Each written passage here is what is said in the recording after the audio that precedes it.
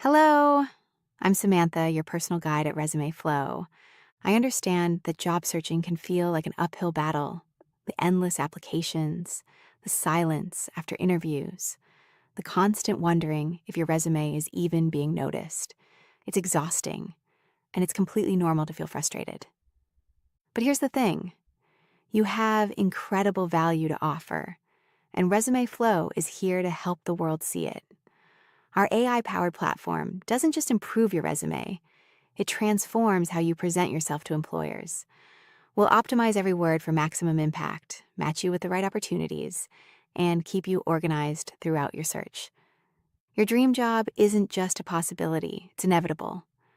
Let's make it happen together.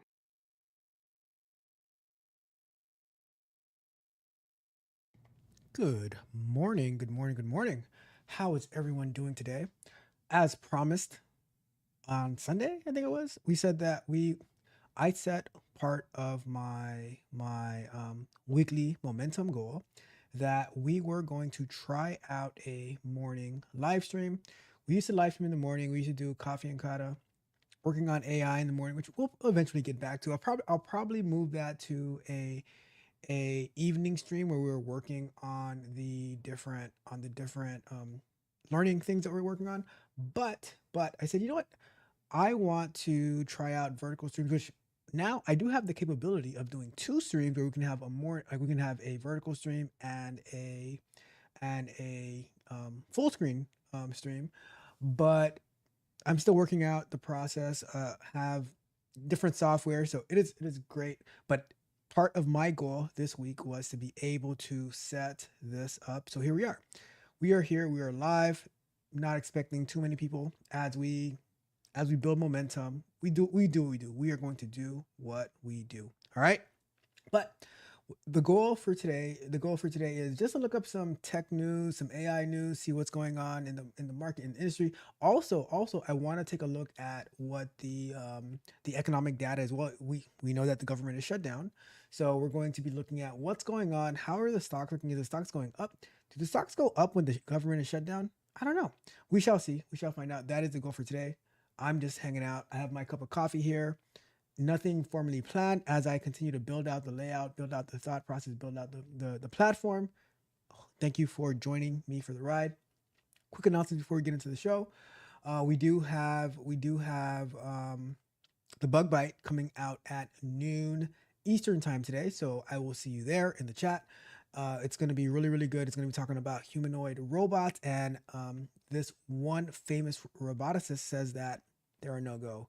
They are a no go. They are going to fail. Although, when I think about the Jetsons back in the days, it's just coming to reality at this point. It is just coming into reality. We'll see what this famed roboticist thoughts are on the whole humanoid robots um, era, right? So that's where we're at. So basically, nothing formal this morning. We're just going to be looking at some news. We're going to so we'll start off with this. We'll start off with looking at the economic indicators like we used to do back in the days on Saturdays, and then we will take a look at. We're going to go through some different TechCrunch and to CNBC, and see what is going on with the tech industry. All right, so that is the goal. That's what we're doing. Let's get, like I said, I don't have anything formally planned, so let's go ahead and get started. I'm not sure how the share screen is going to look because this is a vertical view. This is on mobile. I'll try to share it. If it doesn't look too good, then we'll just talk through it. We will just talk through it. But morning cheers, coffee. All right, so let's get started. So I am gonna go over to. Oh, by the way, before we even go any further, right?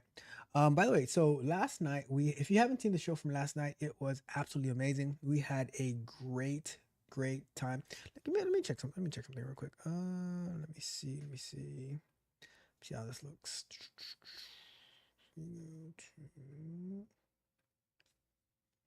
Let me see how this looks.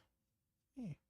All right. So I'm just taking a look how the stream looks. So we do have to take care of the thumbnail. That's one thing. Let me take a look from my phone, see how that looks. We have to make sure we have the right thumbnail in place. Let's see what else we got.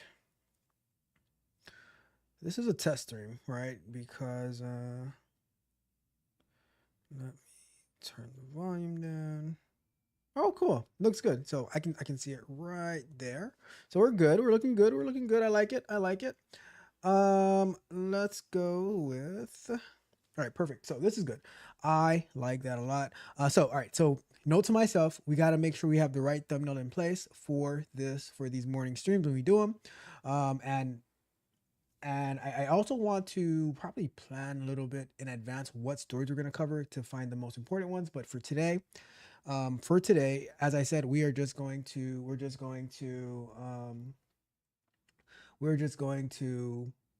navigate through some news articles. So, like I was saying, right? Like I was saying, last night we had a great show. We worked on the coaching portal. We built a wait list. So if you haven't seen that show, I would definitely recommend you go back and take a look at that on how I use AI and Lovable to. I used Gemini to come up with the feature idea to write my feature story, and then I used Lovable to implement the feature, and then we tidied it up a little bit. Notice that the emails weren't sending, so I need to go back and set up the email to send out the waitlist information, and then we're gonna publish it, right? So that's what we do. We work on this channel, but this morning, like I said, we are going to take a look at some news stories. Nothing formally planned, so let me go. Let's start off with let me see. I'm gonna test how this. I'm gonna test how the share screen works. Let's go over here. All right, it's not too bad. There is a plugin that I'm trying to implement as well to to zoom in on as I'm navigating the screen to follow the mouse. But I was trying to set it up last night. Too tired after a live stream, right? So it is what it is. Bloomberg calendar. Let's take a look at this. It's what we used to do back in the days. Maybe I can. Let's do that. All right. And I'm gonna filter down to the United States of the Americas. Clear. Let's go to United States. Let's see what we got going on in the United States. What is our economy like? And we'll just do the top level thing and see what's out this week. We had the FOMC meeting minutes. The Fed chair spoke. 30-year bond. So I guess this is the second week of. Get something serious. Let me see. It looks kind of empty. We normally would have something every week. Let me try this one. FOMC, Atlanta Fed chair. Let's do this.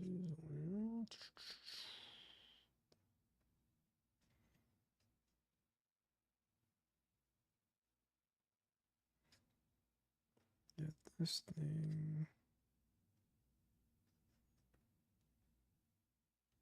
There we go. Perfect. All right. Let's see what we got going on over here. I don't see anything too crazy to check. Here we have the Michigan consumer expectations, Michigan consumer sentiment. Let's check the Michigan consumer sentiment real quick. Previous was 55.1, forecast is 54.1. So basically the Michigan consumer forecast is how people feel about the economy, how things are going. Do they see things getting better? So it's about 54.1. I don't remember let me see. I don't remember from back in the days what was considered good and which one was considered bad. Let's see if we go to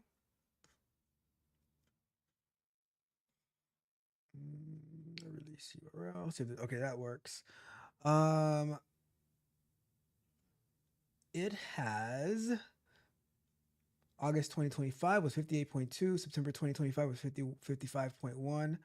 Expectations is lower than before. We shall see. We shall see. All right. But let's get into TechCrunch. Let me go to TechCrunch. Let me see if I can shorten this up.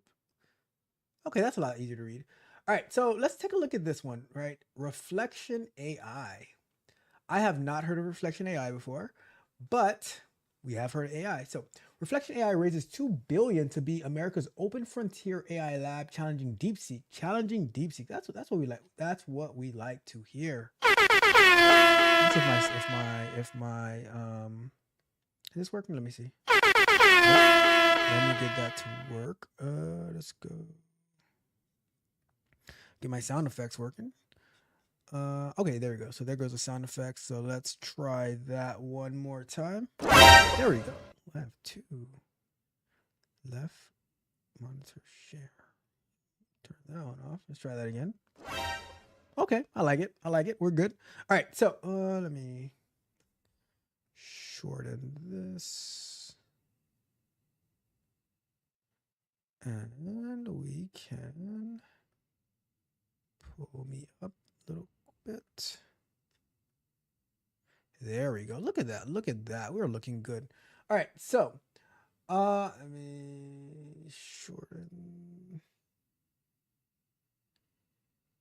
and let's zoom in a little bit. All right, cool. Let's go with that. So, Reflection AI raises 2 billion to be America's open frontier AI lab challenging DeepSeek. So that is good that we were challenging DeepSeek. If you guys are not familiar, DeepSeek is China's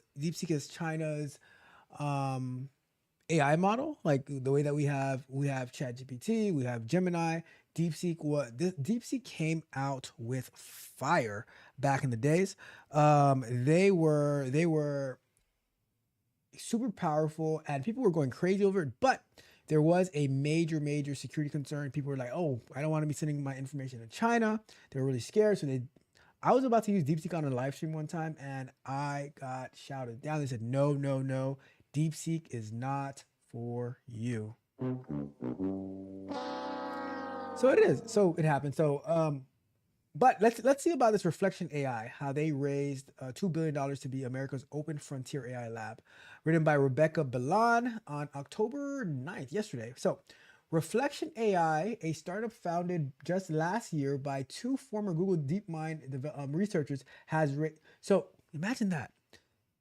This company was founded last year in 2024 by two former, and this is the thing about, like, people talk about these big companies and stuff like that, but when you go to these big companies, you get to meet amazing people and then you can start to collaborate with them, get ideas, and you really start to, you can build like a whole new business. So and you get access to a lot of rich people as well, so it says they have raised $2 billion at an $8 billion valuation. Imagine that, right? It says a whopping 15x leap from its 545 million valuation just 7 months ago. 7 months ago, 545. Now, $2 billion and $8 billion valuation. They raised $2 billion and now they have an $8 billion valuation in about a year. That's crazy. The company, which originally focused on autonomous coding agents, is now positioning itself as both an open source alternative to the closed frontier labs like OpenAI and Anthropic, and a Western equivalent to the Chinese AI firms like DeepSeek. So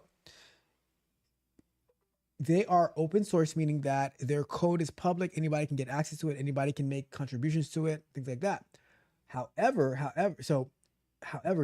now it is the competitor to our Chinese counterparts, right? So I mean that's good. Let's keep reading, see what happens, right?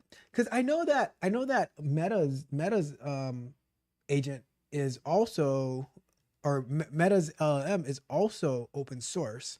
So I wonder if, do open source products actually have competitors? I don't know. Let me move this over a little bit. I'm a little picky at times. I am a little picky at times. Let's move this down. There we go. Just like that. All right. It says the startup was launched in March of 2024 by Misha Laskin, who led reward modeling for DeepMind's Gemini project, and Loanis, and oh, so and Loanis, Antonoglu.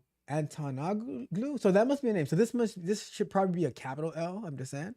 Who co-created AlphaGo, the AI system that famously beat the world champion in the board game Go in 2016. Their background developing these very advanced AI systems is central to their pitch, which is that the right AI talent can build frontier models outside established tech giants. And here's the beauty about when you have these AI models being open source. You can take it, you can customize it, you can train it the way that you want, and then you can make enhancements to it, and then you can even add it to you can put it on a server and use it for your own things, which and it doesn't have to be available to other people. So that is another thing to take into consideration. Along with its new round, Reflection AI announced that it has recruited a team of top talent from DeepMind and OpenAI and built an advanced AI training stack that it promises will be open for all. Perhaps most importantly, Reflection AI says it has identified a scalable commercial model that aligns with our open intelligence strategy. So, and here's the thing, right? Whenever I see these platforms become quote unquote like these open source places, and then they have like a commercial model, it always gets commercialized at the end of the day, right? If you think about OpenAI, when they wanted to save the world, they wanted to help the world, and then now it's all about the money, right? That's what it always boils down to at the end of the day, right? Which is totally it's totally fine with me. It is totally fine with me because I am about my money too. As Trick Daddy said, I'm about my money, right? Reflection AI's team currently numbers about 60 people, mostly AI researchers and engineers across the infrastructure, data training, and algorithm development per Alaskan. The company's CEO, the company CEO, Reflection AI has secured a compute cluster and hopes to release a frontier language model next year that's trained on tens of trillions of tokens. If you guys aren't familiar, so one very very important concept in AI and large language models are tokens. You get charged. So if you've ever used a the API version of a large language model, it is charged based on tokens, right? So what are tokens? We went over this in the AI course, right? And we're gonna get back to that course definitely. I gotta find the right date and time to do it. Um, Regardless, but the tokens are based on your request. How many like it's a amount of tokens, I would say, like that's token fiend, right? Um, where if you get to so and they normally charge you per million tokens, right? So they'll say certain models depending on the advancement and the capability, like if it's deep research, if it's reasoning, things like that, they'll have different pricing structures. So you can have one model saying for a million tokens it's like 50 cents, right? And now when you make a request based on the size and the complexity of your request, that's what's going to be determined about the amount of tokens that you're using. If you remember when we use kilo code, right? It shows us how many tokens are being used and consumed, and it's going back and forth telling us our actual costs. So tokens are how the pricing structure goes for these. And honestly, when you make a request, they don't actually use that many tokens. Most people's AI usage, I'll put it like this. If you're paying for ChatGPT or Gemini or one of these platforms, right? The way that most people are using it, they're not even like they are giving money away. They're giving money away because they are not coming anywhere near their actual token usage, right? So keep that in mind. That's why for me, I like to build my own platforms and I like to implement the tokens because I probably put like $50 or maybe it was probably like $100 into OpenAI to buy some credit, right? And when I come and check it, I'm barely using anything, you know? So let me make an update real quick over here. I'm just noticing little things left and right that I gotta make updates to, but we're gonna get there. We are gonna get there. All right, cool. So, let's see what else do we have. Let me see over here. Make one more change.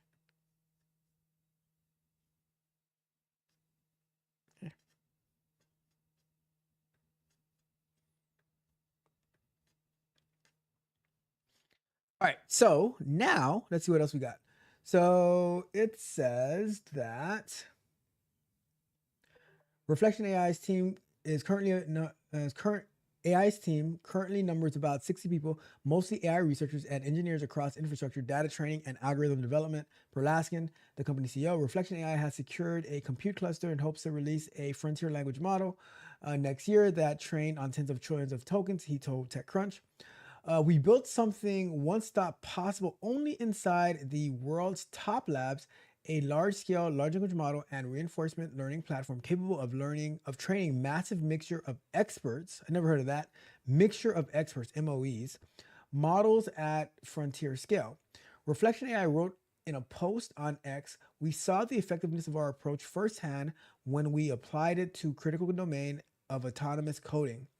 With this milestone unlocked, we're now bringing these methods to general agentic reasoning. So MOE stands for mixture of experts, right? So mixture of experts refers to a specific architecture that powers frontier LLMs. LLM stands for large language models, by the way, in case you weren't sure about that. Um, systems that previously only systems that previously only large closed AI labs were capable of training at scale. DeepSeek had a breakthrough moment when it figured out how to train these models at scale in an open way, followed by Quen, Kimi, and other models in China. So now we are catching, which is kind of unfortunate, right? Because I don't like to be the one that's catching up to China. I would like to be the one who China is catching up to. But you know, it's a balance. It's a balance. DeepSeek and Quen and all these models are our wake up call because if we don't do anything about it, then effectively the global standard of intelligence will be built by someone else. Lasson said, "It won't be built by America. You gotta keep it at home. We gotta keep it at home. All right." Laskin added, "This picture puts the U.S. and its allies at a disadvantage because enterprises and sovereign states won't use Chinese models due to potential legal repercussions." Right. So you can either choose to live at a competitive disadvantage or rise to the occasion. Let's go. Let us rise to the occasion. American technologists have largely celebrated Reflection AI's new mission. David Sachs, the White House AI and crypto czar, posted on X. "It's so great to see more American open source AI models. A meaningful segment of the global market will prefer the cost, customizability, and control that open source offers. We want the U.S. to win this category too." All right. And then we have Clem Delangu?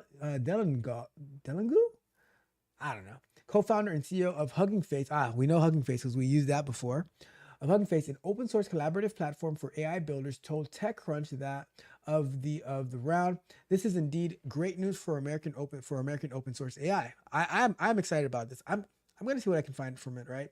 Added Delangu. "Now the challenge will be to show high velocity of sharing of open AI models and data sets, similar to what we're seeing from the labs dominating in open source AI." All right. Reflection AI's definition of being open seems to center on access rather than development, similar to strategies from Meta with Llama or Mistral. It says seems to center on access rather than development. Okay. Laskin said Reflection AI would release model weights, the core parameters that determine how an AI system works for public use while largely keeping datasets and full training pipelines proprietary. You see? And now when they say open source, it's like semi-open source because you don't get full access to like the data sets, the full training pipelines, but you do get access to the actual to be able to use it for free. But like it would be good to have a fully open source platform, you know? Let's keep going. It says in reality, the most impactful thing is model weights because the model weights anyone can use and start tinkering with them. Laskin said, "The infrastructure stack, only a select handful of companies can actually use that." That's true, right? Because it's really powerful. That balance also underpins Reflection AI's business model. Researchers will be able to use the models freely, Laskin said, but revenue will come from large enterprises building products on top of Reflection AI's model and from government developing sovereign AI, right? Sovereign AI systems, meaning AI models developed and controlled by individual nations. Oh, interesting. That is interesting. What would a nation put inside of their AI model? Because shouldn't I'm wondering, right? Should AI models, because then you can have, well, I mean, I guess historians do the same thing. Like based on where the historian is from, they might write it more favorably to that actual nation. So I don't know. We shall see. We got to think about that a little bit more to see what is actually going on here. It says once you get into that territory where you're a large enterprise, by default you want an open model. Lasson said, you want something you will have ownership over. That makes sense. You can run it on your infrastructure. You can control its cost. You can customize it for various workloads. Because you're paying some ungodly amount of money for AI, you want to be able to optimize it as much as possible. And really, that's the market that we're serving. Got it. Reflection AI hasn't yet released its first model. So get this right. Reflection AI has not released its first model. However, they have raised $2 billion. See, they haven't actually produced, they haven't had any actual outcomes yet, but they have raised $2 billion and they have an $8 billion valuation. I'm telling you, right? And when people say like, AI is going to take over everything, there are so many opportunities. These two former Google employees, they went out there and they built a new company to create open source software, open source AI model, and they have an $8 billion valuation, and they haven't released anything yet, right? Says it will use the funds from the latest round to get the compute resources needed to train the new models, the first of which the company is aiming to release early next year. We'll be waiting for that. Investors in Reflection AI's latest round include NVIDIA. Okay, so these are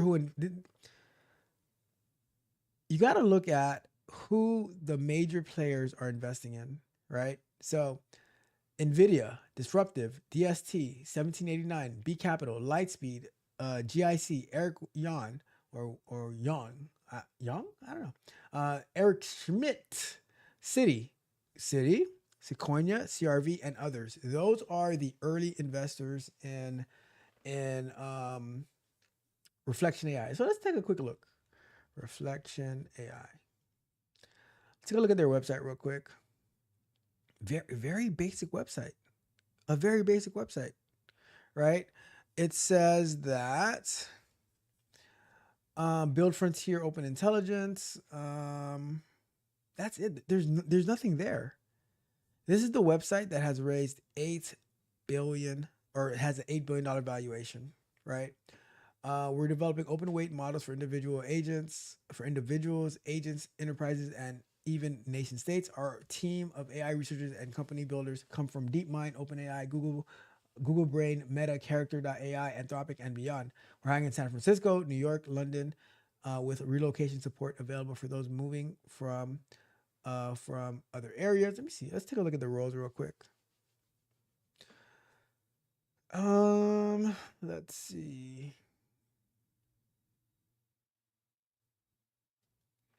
Software engineer. Do they have a pay thing on here?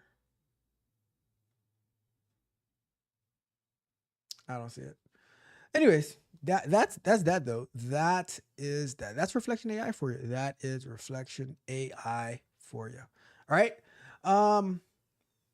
Really cool stuff. All right, so let me see. It is 7:46. I wanted to get out by like 8 a.m.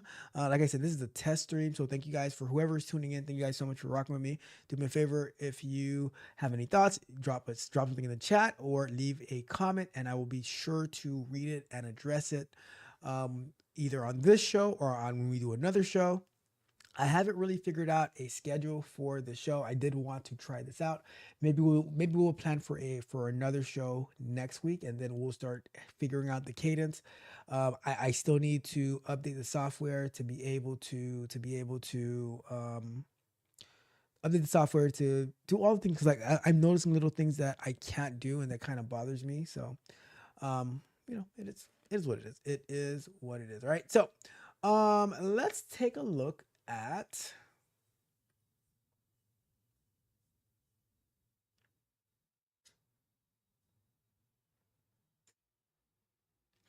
Let's go to CNBC. Let's go to CNBC. And we're going to, let's see which story we want to take a look at.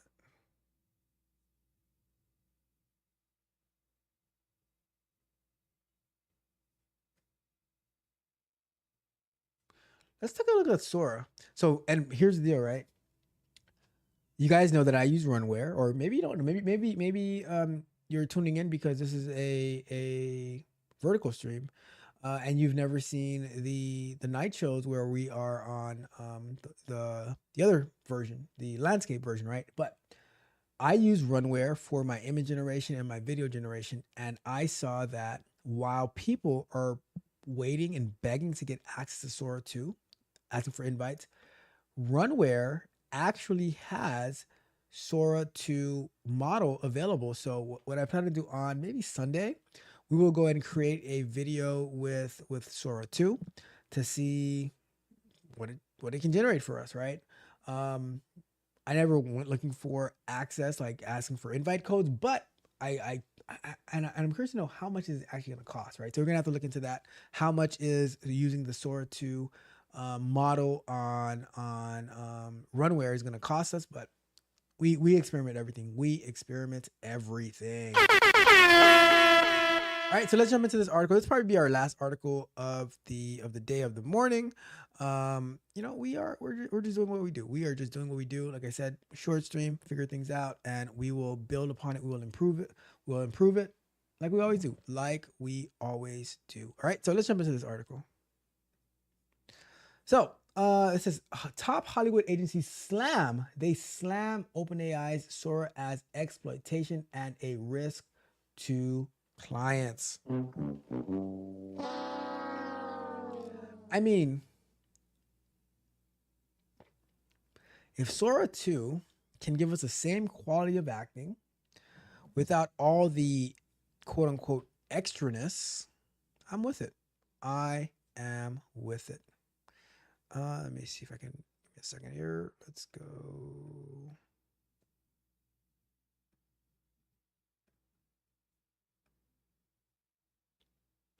I'm always tinkering, right? I'm always tinkering because I believe that presentation is key. So I'm always like messing with the layout and stuff like that, right? But let's take a look. So this was written by Yorez Yeep.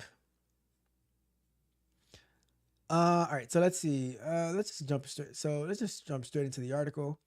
The creative artist agency on Thursday slammed OpenAI's new video creation app Sora for posing significant risk to their clients and intellectual property.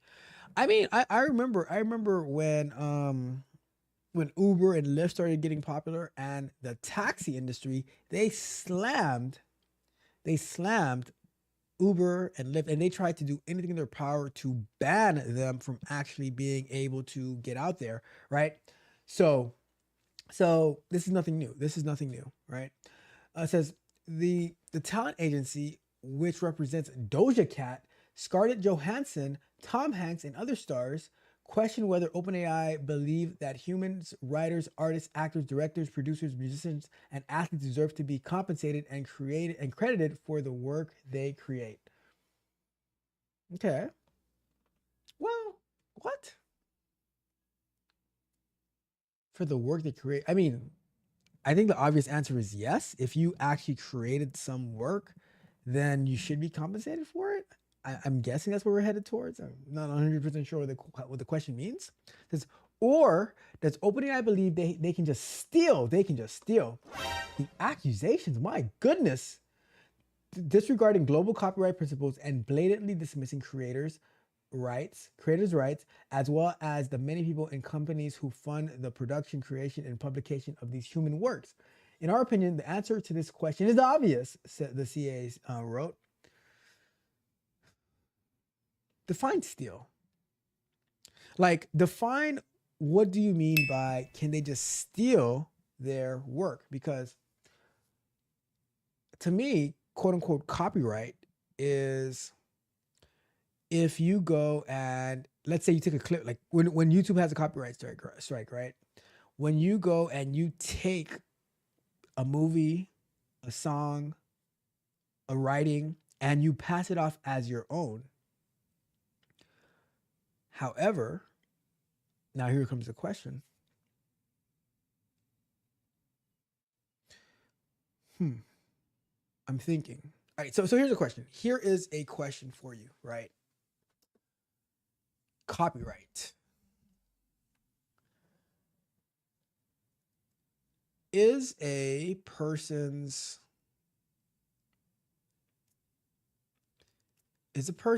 image, it's gonna sound weird, right? Does a person's image actually belong to them? So what do I mean by that? If someone is in public, right? They are walking down the street and you capture them in a public area, you take a picture, like the paparazzi, right? They take a picture and they use that to generate something, right? Is that copyrighted? You see what I mean? Like, because if I do something, and then someone like takes that exact thing that I did. So let's say I create a video, right? And someone takes that video and they play it back as their own, passing it off like they created it. That's copyright. But if you have the image of a person and you have the voice of a person, right? But you program that quote unquote image and that voice to do what you want it to do and to say what you want it to say, do you have a birthright, a legal right that says that, oh no, this image is copyrighted? I don't know. That's a very interesting question. That is a very I really don't know how to answer that, because when you think about this, right, the college players now they're getting these massive NIL deals, right? Name, image, likeness. I guess the likeness part, but is the likeness part legal? Is likeness? Let's find out. Let's find out. Is likeness a part of copyright?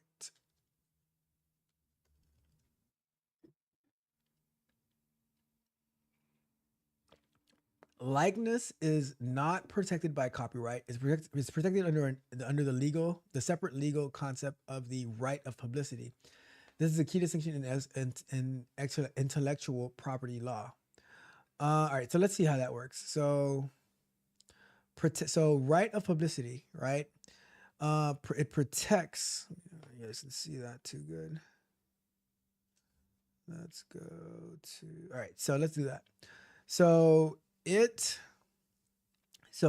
protects right of publicity an individual's identity, including their name, voice. Oh, okay. So it doesn't fall under copyright, but it falls under the right of publicity. So this is the one that we should actually be talking about, right? Because everyone always talks about copyright. But I think that what AI is violating is probably the right of publicity. Because if you are taking someone's image, their likeness, and you are adding on, you're even taking their voice, right? And you're adding on your own thing. Now you are falsely representing the person, and that seems to violate the right of publicity, right?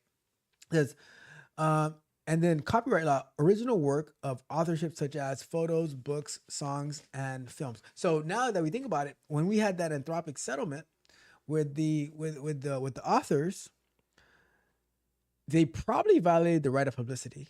But let's read some more about it, because they are taking their books and they are using that to provide information to other people based on those books. Ownership. The individual whose identity is being used controls the commercial use of the likeness. For the copyright, the person who created the work owns the copyright. For example, a photographer owns the copyright of a photo, not the subject of the photo. Interesting. So if you take a picture of somebody else, then you own that copyright. But for the right of publicity, the individual whose identity is being used. So all right. So if we look at it, if we break it down, right, this this person, the subject in the photo, has the right of publicity, but the photographer has the copyright right. Okay, gotcha. Governing law, primarily governed by state level common laws and statutes in the U.S., which vary by jurisdiction, and the copyright is just very so. The right of publicity is a lot more lenient than the Copyright Act, which is federally protected law. Legal claim based on unauthored commercial use of a person's identity. That makes sense for what AI is doing. It says based on the unauthorized copying or distribution of a protected creative work, right? So it sounds like most of these arguments that are being made, they're not honest arguments, because they should be more on the lines of right of publicity instead of instead of copyrights. It says example, an advertiser uses a celebrity's image on a product without permission is violating their right of publicity. And then the copyright example is a newspaper that uses a photographer's copyrighted photo without a license is committing copyright infringement regardless of who is in the photo. Makes sense to me. All right. Let's see. Where were we? We were taking that CNBC. The CIA is said that it was open to hearing solutions from OpenAI and is working with IP leaders, unions, legislators, and global policymakers on the matter. Control, permission for use, and compensation is a fundamental right of these workers, the CA wrote. Anything less than the protection of creators is and their rights is unacceptable. It says Sora, which launched last week and has quickly reached 1 million. What? 1 million downloads allow users to create AI-generated clips, often featuring popular characters and brands. OpenAI launched with an opt-out system which allowed the use of copyrighted material unless studios and agencies requested that their IP not be used. CEO Sam Altman later said in a blog post that they would give rights holders more granular control over generation of characters. United Talent Agency also criticized Sora's use of copyright property as exploitation, not innovation. So now here's another question, right? Here's another question. Because who gets the blame? I guess it's a question. Who gets the blame? If I go into Sora and I say, generate me a video of, let's go with I don't know. Let's go with Halle Berry, right? Let's say old school Halle Berry, right? Generate me a video with Halle Berry, old school Halle Berry, not the 2025 Halle Berry, but the old school Halle Berry, right? And I wanted to do this, that, and the other, right? Now, is it on OpenAI that I asked it to generate a video of Halle Berry? Does the onus fall onto the creator? Should OpenAI put restrictions on what can and can't be created? Because now, what if I generate this video, but I use it for a party that I'm having here at my house, right? But I'm not putting it out publicly to the internet so the whole entire world to see. So I think that's another part of it. Does the AI platform get the blame for what the user is asking it to create? I remember around the time of the election when I was using Midjourney and I asked it to generate me a thumbnail with the presidential nominees, and it told me that it could not do it because it wasn't creating images with political content. I was like, what are you talking about, right? So I'm wondering, who does it fall on? Should it fall on the on the company, like the providers, or is it based on the people who are making the request to create these videos, right? So I think that's another interesting question to figure out. All right. It says there's no substitute for human talent in our business. I don't want that. And we will continue to fight tirelessly for our clients to ensure that they are protected. UTA wrote, when it comes to OpenAI, Sora, or any other platform that seeks to profit from our clients' intellectual property and likeness, we stand with the artists. Well, of course you do. That's your job. That is your job to do, all right? It says OpenAI said on Thursday that it has placed guardrails intended to stop generation of well-known characters in addition to reviewing existing Sora videos for material that does not comply with updated policy. We're removing generated characters from Sora's public feeds and we'll be rolling out updates to give right holders more control over their character and how fans can create with them. Vice President of Media Partnerships Varnan Shetty said in a statement. Talent agency WME sent a memo to agents on Wednesday that it has notified OpenAI that all WME clients will be opted out of latest Sora AI update, regardless of whether IP right holders have opted out whether intellectual property rights holders have opted out intellectual property our clients are associated with. So basically they're saying just because our artists said that they're okay with it, that doesn't mean that we are okay with it. And they belong to us. Bruh. That's what it is. It is what it is, right? It says in a letter written to OpenAI last week, Disney said it did not authorize OpenAI and Sora to copy, distribute, publicly display, or perform any image or video that features its copyrighted works and characters, according to a person familiar with the matter. Disney also wrote that it did not have an obligation to opt out. I mean, that makes sense though, right? Why should I have to go out of my way to opt out of you using something that you shouldn't be using in the first place, right? Like, what about if I opt in instead of, and the reason that they want you to opt out is because more people are going to less people are going to opt out than the amount of people who are going to opt in, you know?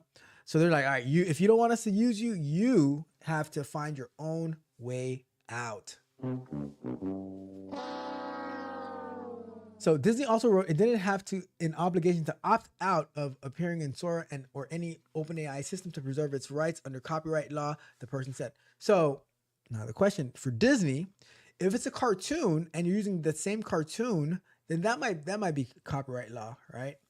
That might be a copyright violation. The Motion Picture Association issued a statement on Tuesday using OpenAI to take immediate and decisive action against videos using Sora to produce content infringing on its copyright material. I think most of these people are using the word copyright wrong, right? Entertainment companies have expressed numerous copyright concerns as generative AI has surged. Universal and Disney sued creator Midjourney in June. We reviewed that, alleging that the company used and distributed AI image characters from their movies despite requests to stop. Disney also sent a cease and desist letter to AI startup Character AI in September, warning the company to stop using copyrighted characters without authorization. And that's it. That is it. All right, I think what time is it? It is 8:04. I love having the time on the screen.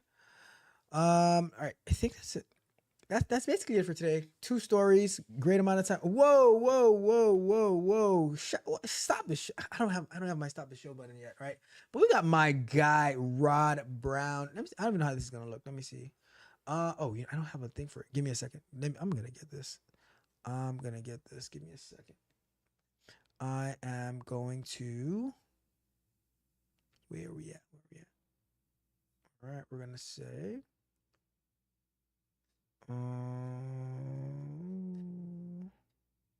Setting it up right now just so I can read Rod Brown's message, right? Let's go with this. And we are gonna go with.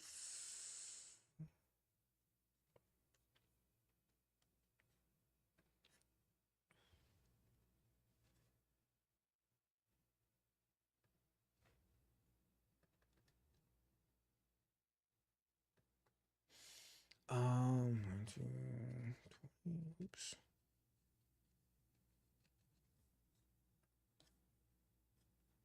Ah, shoot.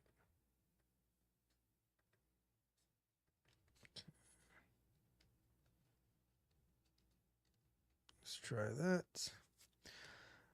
And let me see if that works.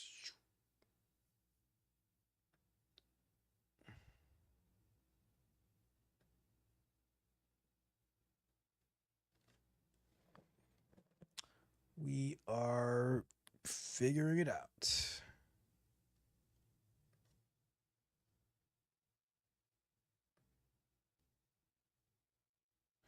So my guy Rod Brown in the building says, "Whoa, new vertical format. Started using OBS and can't tell you nothing." Bruh. That's a fact. You can't tell me nothing. Maybe I can make this a little nicer looking. Let's say we do.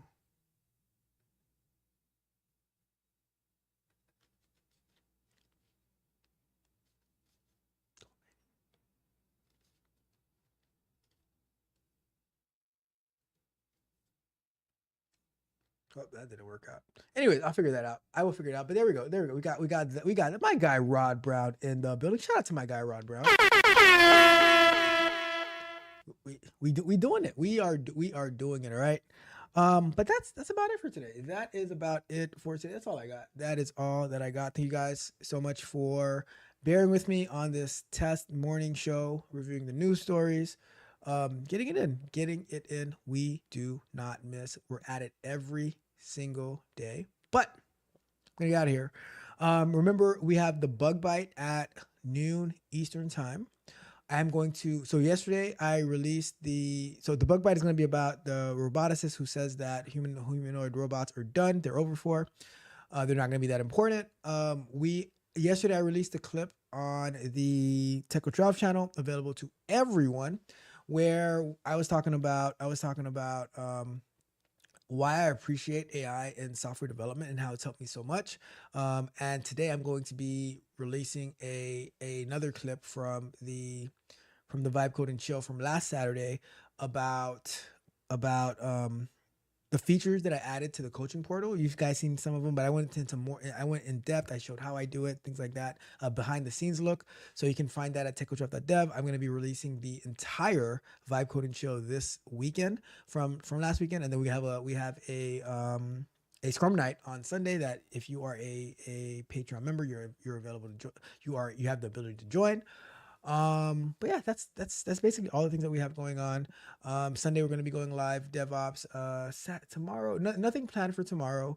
So I don't know. I need to find a day to go back to that AI course. There's so many things that we need to do. So many things that we need to do to grow on, to advance. We have to take care of our future every single day. Like there is no plan for the future. Like there's no tomorrow. Right? That makes no sense, but it makes sense. When I said it in my mind, it made a lot of sense, right? When I said it in my mind, it made a lot of sense, okay? But it is what it is. Do me a favor on your way out. If you have not done so already, like the video, share the video, subscribe to the channel, hit the notification bell so you can know every time we go live and drop new content. That's all I got for you guys today. We're going to continue to work on this, build it, grow it, make it fun. I'm also working on getting when we go like our regular lives to also be able to be live mobile as well, so that we can we're going to do what we do. All right. But that's it. You guys have a wonderful, wonderful day. Techotraf, we are out. Let me see if I know how to end the stream. I don't even know how to end the stream. Let's see. Can I end the stream? Let's see. Where do I end the stream? I go over. Oh, I think it's here. All right. Well, you guys have a great day. You guys take care. Take a drive. We are out. Hello. I'm Samantha, your personal guide at Resume Flow. I understand that job searching can feel like an uphill battle. The endless applications, the silence after interviews, the constant wondering if your resume is even being noticed. It's exhausting, and it's completely normal to feel frustrated. But here's the thing. You have incredible value to offer, and Resume Flow is here to help the world see it. Our AI-powered platform doesn't just improve your resume, it transforms how you present yourself to employers. We'll optimize every word for maximum impact, match you with the right opportunities, and keep you organized throughout your search. Your dream job isn't just a possibility, it's inevitable. Let's make it happen together.